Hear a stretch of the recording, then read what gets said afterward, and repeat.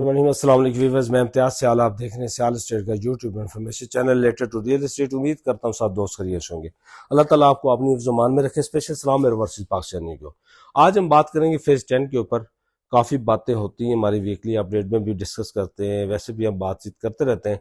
मैं समझता हूँ कि रियल एस्टेट सेक्टर में अगर हम देखते हैं कि चेंज कब आता है, आप इन्वेस्टमेंट किस सेक्टर में कब लेके जानी चाहिए आपको, तो जी एक तो रनिंग में जब मार्केट चल रही होती है तो काफी बातें करते हैं लोग कि इस तरह हो जाएगा उस तरह होगा। जब मार्केट डेड होती है या डेड की तरफ होती है या बहुत स्लो मोशन होती है तो हमें तजवीज सॉरी तब देनी चाहिए, ताकि वो लोग जो वेट कर रहे हैं कि अब हम किस डायरेक्शन में जाएं, किस तरफ हम इन्वेस्टमेंट लेके जाएं, तो ये टाइम है हमें आपको इन्फॉर्म करने का कि आपको हम बताएं कि किस सेक्टर के अंदर आप कम इन्वेस्टमेंट करके ज्यादा प्रॉफिट ले सकते हैं।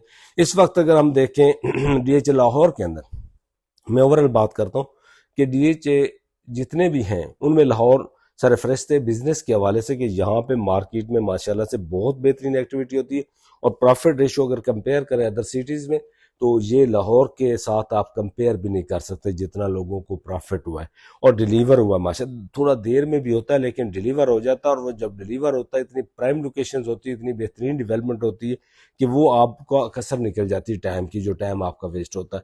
अब हमारे पास जो फेज 10 है, फेज 10 के अंदर हम इन्वेस्टमेंट अगर आप समझते हैं कि टाइम बहुत लगेगा तो टाइम लगेगा तो आपको प्रॉफिट आएगा ना। आप अगर चाहते हैं तो ये कोई सुबह शाम वाली गेम तो है नहीं कि आप सुबह लगाएं शाम को ज्यादा हो जाए। एक महीने के बाद, एक साल के बाद नहीं, यहाँ पे आपको कम से कम 3 से 4 साल 5 साल रुकना होगा, फिर आपको मिलियंस के अंदर प्रॉफिट आएगा।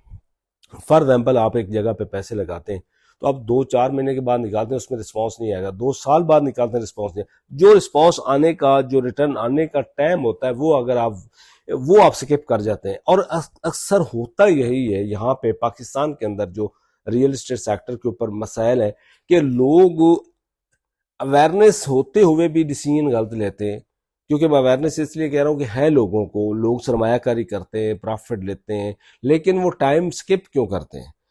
थोड़ा भेड़ चाल बन जाती है, लोगों को देखा देखी करके आप उधर चले जाते हैं। यानी कि आपको चाहिए कि आप वेट करें। मैंने शुरू से कहा था मार्केट स्लो होने जा रही है तो आपको वेट करना होगा, क्योंकि आपने एक तो जब मार्केट तेज थी तो परचेजिंग का टाइम तेज मार्केट में नहीं होता। मार्केट हाइप क्यों क्रिएट होता है? यहाँ पे पाकिस्तान में यही मसाइल है कि जब बहुत तेजी होती है तो लोग दौड़ पड़ते हैं, एकदम से बहुत ज्यादा तेजी हो जाती है क्योंकि क्यूरीज बहुत ज्यादा होना शुरू हो जाती हैं, तो एकदम से मार्केट अप हो जाती है। और जब डाउन होती है तो फिर पता क्या करते हैं, सब भाग पड़ते हैं कि हम बेच दे, पता नहीं हम आखिरी बंदा है परचेजर, इसके बाद तो परचेजर आना ही नहीं है। और जब परचेज कर रहे होते हैं तो कहते हैं ये आखिरी सेलर है, हम इससे ले लें नहीं तो कोई और ले जाएगा। ऐसा नहीं है।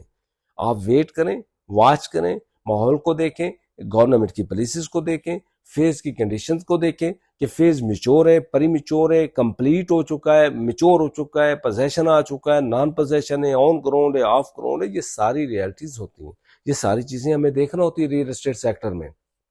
अगर आप इनको फॉलो करके चलते हैं तो आपको भी नुकसान नहीं उठाएंगे। अगर आप इस चीज से हटते हैं तो फिर आपको नुकसान हो सकता है, क्योंकि जब मार्केट बहुत फास्ट हो रही है तो ज्यादा लोग परचेज करते हैं। जब वो सेलर एंड हो चुके होते हैं, सारी परचेज कर चुके होते हैं, तो सरमायाकारी वहां पे जाम हो जाती है। और जब आप सेल करने पे आते हैं तो वो ज़ाहिर है आपने लिया होता है 2.5 करोड़ का प्लॉट, वो बिक रहा होता है 2.25 करोड़ में, वो बिक रहा होता है 2 करोड़ में, तो आपको नुकसान होता है। तो आप सबब बनते हैं मार्केट स्लो होने का। मार्केट स्लो करने का सबब क्या होता है कि या बहुत ज्यादा परचेजिंग करनी या बहुत ज्यादा सेलिंग करनी। अब क्या हुआ कि मार्केट स्लो हुई तो सब लोग दौड़ पड़े कि हम चीजें सेल कर दें, ये नो कि हम डूब जाएं। डूबता कोई नहीं। अगर आप आस्ता आस्ता उतरें तो डूबेंगे नहीं, आप तैर सकते हैं। अगर आप धड़ाम से कश्ती से सब ही छलांगे मार दें तो फिर डूबना ही है, क्योंकि आपको ट्रेनिंग ही नहीं है। तो हमारी ट्रेनिंग ये है कि हम वेट करें फेज का, कि फेज को। अब फेज का टाइम क्या है? फेज 10 का इस वक्त आइडियल टाइम है। लोग आपको डरा रहे हैं कि आप फेज 10 में परचेज ना करें। 0322888849 मेरा नंबर है, आप मेरे से रब्ता करें, मैं आपको सारी इंफॉर्मेशन दूंगा कि इस वक्त आप परचेज करें, ना कि आप सेल करें। सेल के लिए हमारे पास जो टाइम है वो है 2028-30। मैक्सिमम आप वेट जो करें, मिनिमम यानी कि आप सब्र से काम लेते हुए 28 तक जाएं। और अगर बेहतरीन सरमायाकारी करनी और बेहतरीन रिटर्न लेना तो 30 की ब्रैकेट में, 28 की ब्रैकेट में ये आप फायदा ले सकते हैं। उससे पहले भी अगर आप स्किप करेंगे तो आपको फायदा होगा, नुकसान नहीं होगा। लेकिन भेड़ चाल की तरह आपने दौड़ नहीं पड़ना कि एकदम लोग सेल करें तो मैं भी सेल कर दूं। आप वेट करें, इंशाल्लाह कुछ नहीं होता। फेज 10 के अंदर भी, फेज 9 प्रिज्म के अंदर भी, 7 के अंदर भी हमारा एक्सपीरियंस है सारे फेजेस का। तो हमने इसको इस स्टेज पे जब लेके गए, जब बैटिंग होती है, बैठने के बाद, अब आपने वीडियोज में देखी होंगी फेज 9 प्रिज्म के ऊपर हमने तो 70 लाख का 60 लाख का वहां प्लाट बेचा है। अभी उसको हम लेके गए तो अल्हम्दुलिल्लाह वहां पे अब 3 करोड़ की ब्रैकेट के 2.5 पौने 3 करोड़ का, पौने 3 का एवरेज प्लाट वहां पे मिल रहा है। तो आया वो 2 करोड़ बड़ा भी है ना। अब अगर आपने गलत फैसला लिया, गलत टाइम के ऊपर, कि आपने लिया ही 2.75 का है, तो फिर मैं कुछ नहीं कह सकता। और इसके ऊपर मैं बात करता हूं कि आपको पीक प्राइस के ऊपर प्लॉट नहीं परचेज करना चाहिए।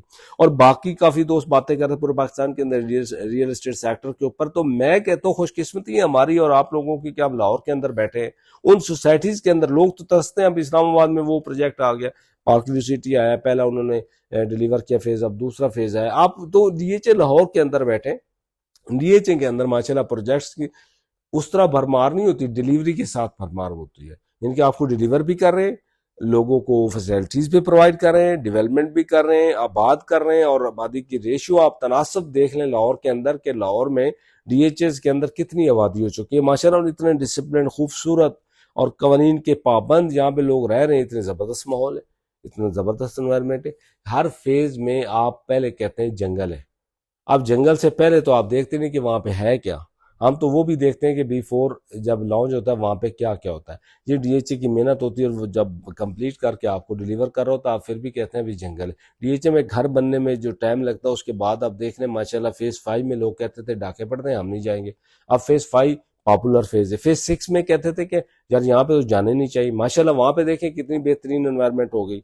अब वहां पे लोग ख्वाहिश होती है कि मैं यहाँ प्लाट लूँ। फेज 8 की बात करूँ, फेज 7 में देख लें अब वो लोग जाते हैं। अब बीआरबी तक घर बने हुए हैं। इसी तरह 9 प्रिज्म तो खैर उसकी लोकेशन ही इतनी जबरदस्त है 8 की तरह कि वो तो रिंग रोड के संगम के साथ है। फेज 6 पीछे लगता है, 9 टाउन साथ लगता है, SK 11 साथ लग रहा है, आगे भी आबादी सारी बेहतरीन एनवायरमेंट और बेहतरीन लोकेशन के ऊपर है। और उसमें जब अभी 6 ब्लॉक्स को पोजेशन कंप्लीट जब पोजेशन आ जाएगा 2030 में, आपने वहां पे कहना कि ये तो शहर ही नया था, जहां पे तो हमारे पास से मिस हो गया कि हम यहाँ पे प्लॉट हमें लेना चाहिए था।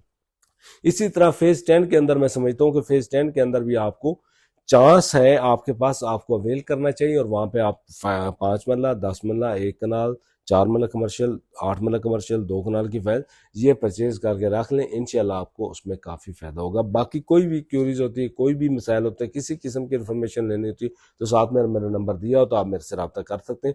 आज के लिए इजाज़त, मिलते हैं नेक्स्ट वीडियो में। अल्लाह हाफ़िज़।